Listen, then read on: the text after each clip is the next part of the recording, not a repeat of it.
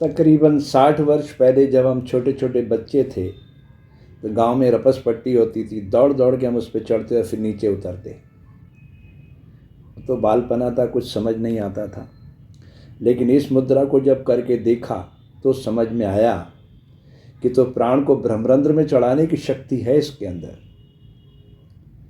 यकीन जानिए, पैरों की एड़ी पर और हाथ के पंजे पर आप बॉडी को खड़ा कर दीजिए इस एंगल पर और 3 मिनट शांत चित्त हो जाइए। आप सारा प्राण धीरे धीरे अपने आप ब्रह्मरंध्र के ऊपर चढ़ने लगता है।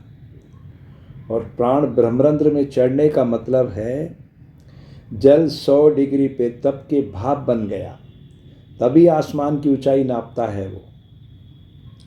तो हमारे भारतीय ऋषियों ने जितनी भी योग की कलाएं प्रस्तुत की है वो सब पशु पक्षियों से प्राप्त की है। हर जीव की विलक्षण क्षमता को उन्होंने आत्मसात करने का प्रयास किया।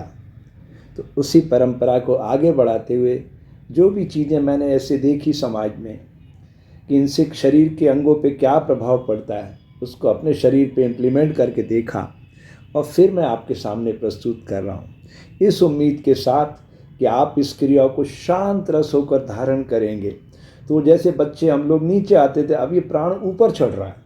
और प्राण ऊपर चढ़ने का मतलब सारी शक्तियों का समन्वित प्रयोग, उपयोग, सदुपयोग, ये हमें समझना होगा। प्रकृति ने हमें जो दिया है रॉ मटेरियल, जैसे काम दिया तो उसको राम में कैसे बदलना है, क्रोध दिया तो बोध में कैसे बदलना है, मोह दिया तो उसको सेवा में कैसे बदलना है। ये तोता मेरा है ऐसा नहीं है, ये तो पंचमहाभूत का तोता है, ये उड़ जाएगा। ये पंचमहाभूत यहीं धरे रह जाएंगे, इसमें जो तोता बैठा है वो तो उड़ जाएगा समय पा करके।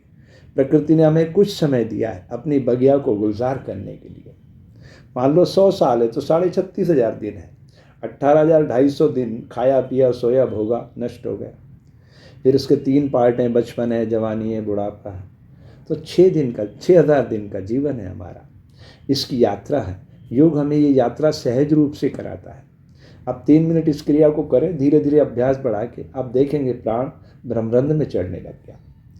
और हमारे मुनि पतंजलि ने तो अष्टांग योग में अंतिम रूप से यही कह दिया, योगाश्चित्त वृत्ति निरोधाहा, मन का प्रवाह रुक जाए यही योग है। तो मन का प्रवाह इसमें स्वाभाविक रूप से रुकने लग जाता है जब प्राण ऊपर की ओर चढ़ता है। तो आप धीरे धीरे अभ्यास के बल पे आगे बढ़े, फिर आप खुद महसूस करेंगे। चलिए, ओम आरोग्यम ओम आनंदम। आपके मंगल की कामना के साथ जय हिंद, जय भारत,